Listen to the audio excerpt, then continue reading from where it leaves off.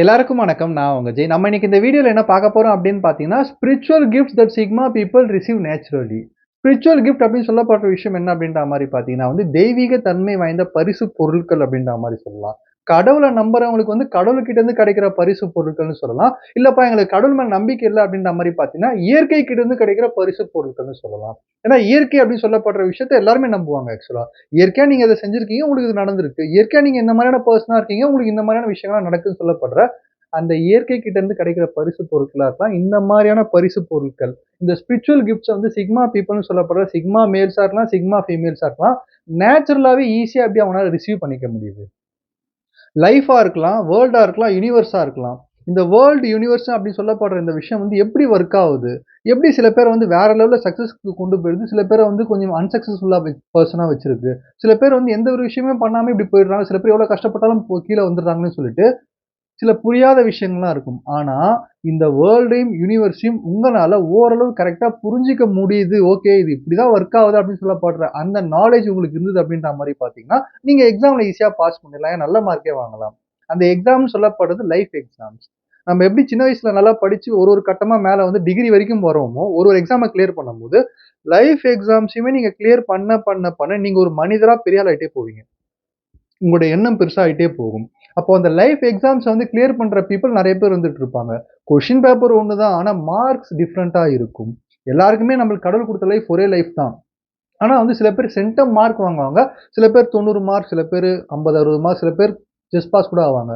ஆனா இந்த centum mark வாங்குற பீப்பிள் எப்படி இருப்பாங்க அப்படின்ற மாரி பார்த்தீங்கன்னா, லைஃப்ல நெறைய சேலஞ்சஸ் எல்லாம் பார்த்துட்டு, ஓகே லைஃப் இப்படிதான் ஒர்க் ஆகுது போல இருக்குன்னு சொல்லிட்டு அனலைஸ் பண்ணி லைஃப்ப புரிஞ்சுகிட்டு வாழ்ற மனிதர்களா இருப்பாங்க. அந்த மனிதர்கள் தான் இந்த ஹை வேல்யூ பீப்பிள்னு சொல்லப்படுற சிக்மா மேல்ஸா இருக்கலாம், சிக்மா ஃபீமேல்ஸா இருக்கலாம். ஸோ இவங்களோட இந்த புரிதல பேஸ் பண்ணி லைஃப் எப்படி கொண்டு போறாங்க அப்படின்னு சொல்லப்படுறத வச்சு தான், இவங்க ஒரு சக்சஸ்ஃபுல் பீப்பிளா மாறிட்டு இருக்காங்க அப்படின்றது உண்மையான விஷயம். ஸோ இந்த ஸ்பிரிச்சுவல் கிஃப்ட்ஸ பத்தி தான் இந்த வீடியோல டிஸ்கஸ் பண்ண போறோம். தேங்க்ஸ் பிரதர்ஸ் அண்ட் சிஸ்டர்ஸ் உங்களுடைய சப்போர்ட்க்கும், உங்க சஜஷன்ஸ்க்கும் இப்ப வீடியோக்குள்ள போயிடலாம். So first spiritual gift sigma பீப்பிளுக்கு எது கிடைக்கும் அப்படின்ற மாரி பார்த்தீங்கன்னா, த ஃபார்ட்ரஸ் மைண்ட் அப்படின்ற மாரி சொல்லலாம்.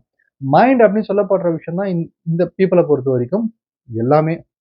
மைண்ட நீங்க ப்ராப்பரா ஒரு கோட்டை மாரி பில்ட் பண்ணி வச்சுட்டீங்கன்னா, உங்கள யாருமே எதுவுமே பண்ண முடியாது. சில பேர் மைண்ட கதவு திறந்து போட்டு போற ஒரு வீடு மாரி கதவு திறந்து போட்டு போயிருப்பாங்க. இல்ல ஒரு குடிசை வீடு மாரி ரொம்ப ரொம்ப லூசா வெயிட் இல்லாம கட்டியிருப்பாங்க.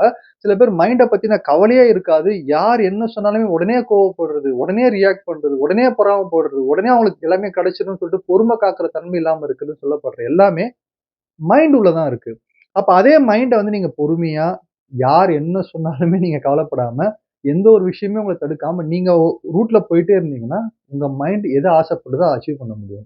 அந்த மாதிரியான ஒரு கோட்டை மாரி, ஒரு ஸ்ட்ராங்கான இரும்பு கோட்டை மாரி மைண்ட பில்ட் பண்ணி வச்சிருக்க பீப்பிள் தான் சிக்மா பீப்பிள். சிக்மா மென்னா இருக்கலாம், சிக்மா வுமனா இருக்கலாம். அவங்கள நோக்கி தூக்கி போடப்பட்ட கிரிட்டிசிசமா இருக்கலாம், ஜட்ஜ்மென்ட்டா இருக்கலாம், லைஃப் ட்ராஜடியா இருக்கலாம். எதுவுமே அவங்க மைண்ட் எதுவுமே பண்ண முடியாததுக்கான காரணம், அவங்களுடைய நேச்சர் மூலியமா ஸ்பிரிச்சுவல் கிஃப்ட்டா அத ரிசீவ் பண்ணி வச்சிருப்பாங்க. ஏன்னா மைண்ட் தான் அவங்கள பொறுத்தவரைக்கும் எல்லாமே. மைண்ட நம்ம ப்ராப்பரா வச்சுக்கிறோம் அப்படின்ற மாரி பார்த்தீங்கன்னா, எத வேணா சாதிக்கலாம் அப்படின்னு சொல்லப்படுற விஷயத்த நிரூபிச்சு காமிச்சுட்டு போன பீப்பிள் ஸ்பிரிச்சுவல் சைட்லயும் இருக்காங்க, ஸ்போர்ட்ஸ்ல இருக்காங்க, சினிமால இருக்காங்க. எல்லாருமே இருந்துட்டு இருக்காங்க. அதாவது லைஃப் அப்படின்னு சொல்லப்படுற விஷயமே நம்ம நெனச்சுட்டு இருப்போம். வெளியில ரிலேஷன்ஷிப் இருக்கும், கரியர் இருக்கும், ஃபைனான்ஸ் எல்லாத்தையுமே ஹேண்டில் பண்றது தான் லைஃப்ன்னு. ஆனா லைஃப் அப்படின்னு சொல்லப்படுற விஷயம் ஹார்ட்டையும், மைண்டையும் பேலன்ஸ் பண்றது. அந்த ஹார்ட் அப்படின்னு சொல்லப்படுற விஷயம் ஆசைப்பட்டுட்டே இருக்கும். மைண்ட் அப்படின்னு சொல்லப்படுற விஷயம் ஆசைப்பட்டது எப்படி கரெக்ட்டா அடையணும்னு வழி காட்டணும். தப்பா வழி காமிச்சுச்சுன்னா அவ்வளவுதான் லைஃப் ட்ராஜடியா போயிடும். அப்ப அந்த ஹார்ட்டையும், மைண்டையும் ப்ராப்பரா வச்சுக்கணும்னா, மைண்ட ப்ராப்பரா ஒர்க் பண்ண வைக்கணும். அந்த மைண்ட ஒரு இரும்பு கோட்டையா வச்சிருக்கிறதுனால, வெளியில நடக்கிற எந்த விஷயமும் அவங்க மைண்ட் எதுவும் பண்ணாதனாலயும், அவங்க இந்த ஸ்பிரிச்சுவல் கிஃப்ட்ட வச்சு எதையுமே அடையறாங்க அப்படின்னு சொல்லப்படுறது உண்மையான விஷயம். 2வது விஷயம் எந்த ஒரு ஸ்பிரிச்சுவல் கிஃப்ட்ட சிக்மா பீப்பிள் ரிசீவ் பண்ணியிருப்பாங்கன்னு பார்த்தீங்கன்னா, சைலன்ட் நோயிங் அப்படின்ற மாரி சொல்லலாம். சைலன்ட்டா ஒரு விஷயத்த உணர்றது. புரிஞ்சுக்கிறது வேற, உணர்றது வேற. புரிஞ்சுக்கிறதுனா நம்ம யோசிப்போம். இது என்ன நடக்குது? இந்த பீப்பிள் என்ன பண்றாங்க? இந்த சிச்சுவேஷன் எப்படி இருக்குன்னு சொல்லிட்டு. ஆனா அந்த இடத்துக்கு போம்போது அந்த உணர்வுன்னு சொல்லப்படுற விஷயத்த கொஞ்சம் அதிகமாவே இருக்கும் அவங்களுக்கு. இதுதான் ஆரா ஐடென்டிஃபிகேஷன் அப்படின்ற மாரி சொல்லுவாங்க. ஆரா ஐடென்டிஃபிகேஷன்னா ஒரு பெர்சன் பேசுறாங்க அப்படின்ற மாரி பார்த்தீங்கன்னா, அவங்கள பத்தி 2, 3 வார்த்தை பேசுறதுக்கு முன்னாடி சைலன்ட்டாவே சுத்தி இருக்கிற விஷயத்த புரிஞ்சுக்கிறது. இந்த ஃபோர்காஸ்டிங்ன்னு சொல்லுவாங்க. ஒரு இடத்துக்கு போம்போதே, இல்ல இது சரியில்ல, இது வேண்டாம். இல்ல இந்த இடத்துக்கு இங்க போகலாம். இந்த பீப்பிள்ட்ட இத சொல்லலாம்னு சொல்லிட்டு, அந்த ஃபோர்காஸ்டிங் புரிதல் சிக்மா பீப்பிள்ட்ட இருக்கிறது ஒரு ஸ்பிரிச்சுவல் கிஃப்ட் அப்படின்றத தெரிஞ்சுக்கங்க. இடம், பொருள், ஏவல பார்த்து தான் வேலை செய்யணும் அப்படின்ற மாரி சொல்லுவாங்க. உங்களுக்கு ஒரு விஷயம் வேணும்னு ஆசைப்படுறீங்கன்னா, அதுக்கு தகுதியான இடம், தகுந்த நேரம், தகுந்த மனிதர்கள் அங்க இருந்தா மட்டும் தான் அத ப்ராப்பரா வச்சு உங்களுக்கான ஆசைப்பட்ட விஷயத்த நடத்திக்க முடியும். அப்படி வந்து சிக்மா பீப்பிள் அவங்க ஆசைப்பட்ட விஷயத்த ப்ராப்பரா நடத்திக்கிறாங்கன்னா, இந்த ஒரு ஸ்பிரிச்சுவல் கிஃப்ட் மூலியமா தான். ஆட்டோமேட்டிக்கா அவங்களுக்கு தெரியும். இந்த இடம் இது கரெக்ட்டா இருக்கும். இந்த பீப்பிள் இது கரெக்ட்டா இருப்பாங்கன்னு சொல்லிட்டு, இந்த விஷயத்த ப்ராப்பரா தெரிஞ்சு அவங்க செயலாற்றுறதுனால தான் சக்சஸ்ஃபுல் பீப்பிளா இருக்காங்க அப்படின்றத தெரிஞ்சுக்கணும். ஸோ 3வது ஸ்பிரிச்சுவல் கிஃப்ட் அவங்க எது ரிசீவ் பண்ணியிருப்பாங்க அப்படின்ற மாரி பார்த்தீங்கன்னா, லைஃப் ஈக்குவேஷன்ஸ் அண்ட் ஒர்க்கிங்ஸ் அப்படின்ற மாரி சொல்லலாம். லைஃப் ஈக்குவேஷன் ஒரு சிம்பிளான ஒரு ஈக்குவேஷன் உங்ககிட்ட சொல்றேன். 1+1 எவ்வளோ? 2. 1 - 1 வந்து 0. அப்போ இந்த ஈக்குவேஷனுக்கான ஆன்சர் வந்து நம்ம கரெக்ட்டா சொல்றோம். இது இத சேர்த்தா அது வரும். இது இத கழிச்சா இது வரும் அப்படின்னு சொல்லிட்டு. அதே மாரி தான் லைஃப் வந்து நம்ம என்ன பண்றோமோ அததான் அனுபவிப்போம். நம்ம என்ன சூஸ் பண்றோமோ அதுதான் நம்மளுக்கு வரும்னு சொல்லப்படுற இந்த ஒரு விஷயத்த ப்ராப்பரா தெரிஞ்சு வச்சுட்டோம்னா, நம்ம கரெக்ட்டா சூஸ் பண்றதையும், நம்ம யோசிக்கிறதையும் கரெக்ட் பண்ணிடுவோம்ன்றது தான் உண்மையான விஷயம். என்னப்பா குழப்புற அப்படின்ற மாரி கேட்டீங்கன்னா, லைஃப்பும் வந்து ஒரு மேத்தமேட்டிக்கல் ஈக்குவேஷன் மாரி தான். நீங்க பண்ணதுக்கான விளைவு தான் இன்னைக்கு சந்திச்சுட்டு இருக்கீங்க. இன்னைக்கு நீங்க என்ன பண்றீங்களோ, அதான் நாளைக்கு சந்திக்க போறீங்க. ஆனா நம்ம சிம்பிளா என்ன சொல்லிடுவோம்னா, நல்லவங்களா இருக்காங்க. தேவையில்லாம அவங்களுக்கு அவ்வளோ கஷ்டம். ச்சே இவங்க நல்லவங்களா இருக்காங்க. நல்லவங்களுக்கு தான் கஷ்டம் வருது. அது எல்லாமே பொய். நல்லவங்களா இருக்கிறது அப்படின்னு சொல்லப்படுற விஷயத்துக்கான அந்த குவாலிட்டி நம்மளுக்கு தெரியலன்னு தான் அர்த்தம். ஏன்னா நல்லவங்களா இருக்கிறதுக்கும், ஏமாந்தவங்களா இருக்கிறதுக்கும் நெறைய வித்தியாசம் இருக்கு. ஏன்னா ஏமாத்துறவங்களோட ஏமாறுறவங்க தான் குற்றவாளிகள் அப்படின்ற மாரி சொல்லுவாங்க.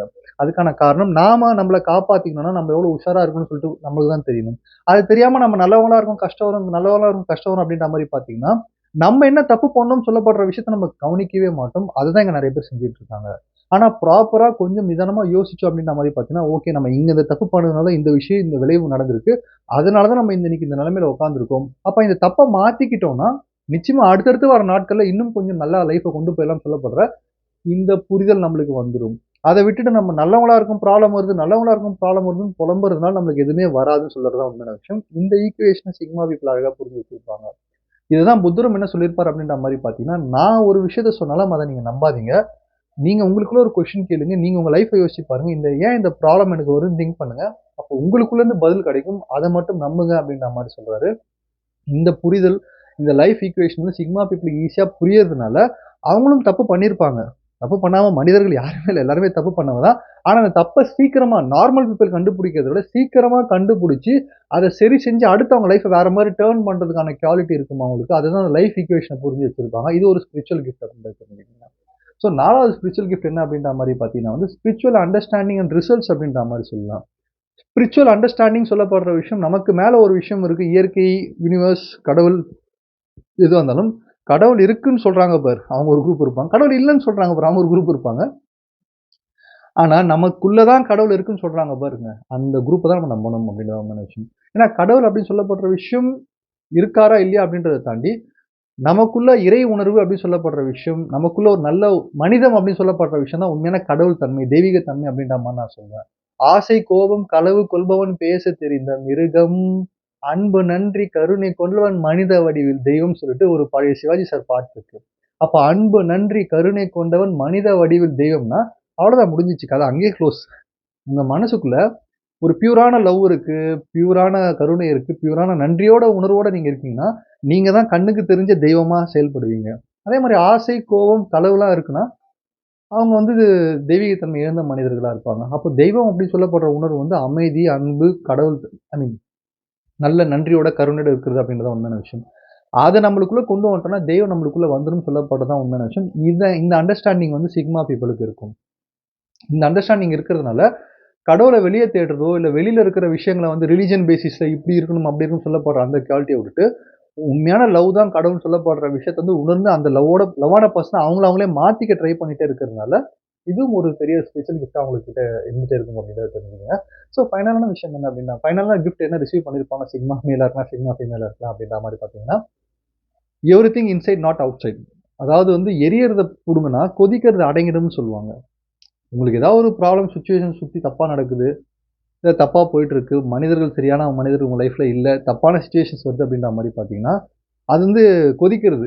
எரியறதுன்றது உங்களுக்கு இன்சைட்ல இருக்கிறது. அதான் நீங்க பண்ற விஷயத்தினால தான் இந்த மாரி மனிதர்கள்லாம் உங்கள சுத்தி வராங்க. நீங்க உங்கள எப்படி வச்சிருக்கீங்களோ, அந்த மாரியான சிச்சுவேஷன் தான் உங்களுக்குள்ள உங்கள அட்ராக்ட் பண்ணி உங்ககிட்ட வருதுன்றத நீங்க புரிஞ்சுக்கிட்டீங்கன்னா, ஆட்டோமேட்டிக்கா வெளியில எதையுமே சரி பண்ண ட்ரை பண்ண மாட்டீங்க. உங்களுக்குள்ள நீங்க உங்களையே ஒரு நல்ல பெர்சனா மாத்திப்பீங்க. நல்ல பெர்சன் இன் த சென்ஸ், ஓ! நீங்க இப்படி இருக்கீங்க, இப்படி பேசுறீங்க, நீங்க இப்படி பேசினா தான் உங்களுக்கு கரெக்ட்டா இருக்கும்னு சொல்லிட்டு உங்களுக்குள்ளேயே ஒரு வாய்ஸ் கேட்கும்.